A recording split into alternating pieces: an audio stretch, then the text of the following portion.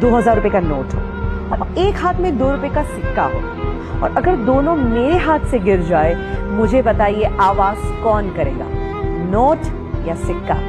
Of course सिक्का। चिल्लर ही आवाज किया करते हैं। जब वैल्यू बढ़ जाती है तो ऐसी आवाजें नहीं होती। दैट मीन्स आप कनेक्ट कर सकते हैं अपनी लाइफ में। जो लोग आपको बार बार नेगेटिव बोलते हैं, कोसते हैं, समझ लीजिएगा वो चिल्लर है। तुम्हें अपना वैल्यू बढ़ाना है। क्रिकेट का खेल चल रहा हो, प्लेयर्स खेल रहे हैं और ऑडियंस चीयर अप कर रही है, चिल्ला रही है, शायद कई बार ताने भी मारती है, सुनाती भी है, आवाज तो करती ही रहती है। कोई भी खेल में आवाज कौन करता है? प्लेयर्स आवाज करते हैं कि ऑडियंस आवाज करती है? ऑफ कोर्स ऑडियंस आवाज करती है। दैट मीन्स अगर आपकी जिंदगी में बहुत लोग आवाज करने लगे तो समझ लीजिएगा आप सच्चे खिलाड़ी हो, और वो अभी भी ऑडियंस ही है। एंड जब आपके अंदर ये एटीट्यूड आ जाएगा ना, आपको कोई रोक ही नहीं सकता।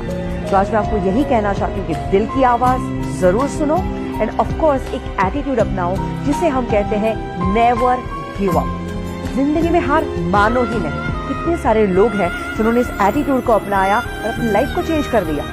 सबसे बड़ा एग्जाम्पल है अब्राहम लिंकन।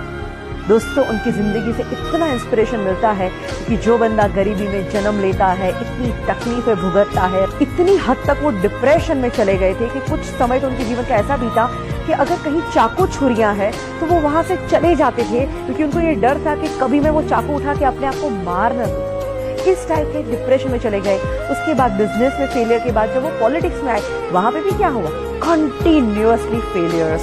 बट फिर भी बंदे ने हार नहीं मानी, प्रयत्न करता गया और एक दिन आता है जब वो अमेरिका के प्रेसिडेंट बनते हैं, और ऐसे प्रेसिडेंट जो आज भी लोगों को इन्फ्लुएंस कर रहे हैं। He was the most influencing president ever in USA. He never give up.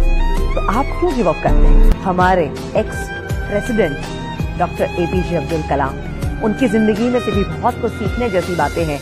वो पायलट बनना चाहते थे और वो इंटरव्यू देने के लिए गए थे, और जब रिजल्ट आता है 9 लोग थे, 8 लोग सिलेक्ट हो जाते हैं और वो अकेले बंदे थे जो रिजेक्ट हो जाते हैं। इतना दुख होता है और उदास होकर वो एक कोने में चले जाते हैं और बैठे हैं, और वहीं से एक इंसान गुजरते हैं और वो उनको चेहरे से ही देख के कहते हैं कि बेटा तू क्यों इतना उदास है? वो कहते हैं कि मैं क्या करूं, आज मेरा इंटरव्यू था, 8 लोग सिलेक्ट हो गए और मैं अकेला रिजेक्ट हो गया।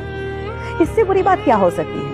तो संत बड़े प्यार से कहते कि बेटा शायद तू अभी समझ नहीं पा रहा है, और शायद हो सकता है ऊपर वाला तुझे उससे भी बेहतरीन कुछ देना चाहता है। You never give up. ये सलाह उनके मन में बैठ गई और उन्होंने सोचा कि मुझे हार नहीं मानी। उन्हें प्रयत्न करना शुरू कर दिया, और बाकी जो हुआ वो तो इतिहास आप जानती ही है। बड़ी घटना घटी जब उन्होंने as a president supersonic plane में ट्रैवल किया, और जब वो लैंड करते हैं वहां पे ढेर सारे पायलट थे जो उनको सैल्यूट कर रहे थे, उनको सलामी दे रहे थे, उनके पद को जो रिस्पेक्ट देते हैं। और सारे पायलट जब उनको सैल्यूट करते हैं तब उन्हें याद आता है कि अगर उस दिन मैं पायलट बन गया होता तो शायद आज का दिन मुझे नहीं मिलता।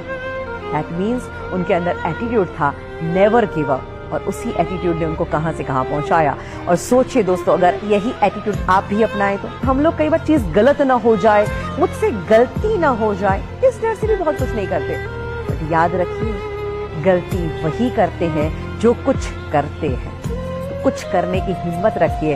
मेरे पास जब लोग सीखने को आते हैं, हम अपने सेमिनार लेते हैं, वर्कशॉप कंडक्ट करते हैं, और यही एटीट्यूड जब हम लोगों के अंदर जगाते हैं, हमने देखा है इतना ट्रांसफॉर्मेशन आता है।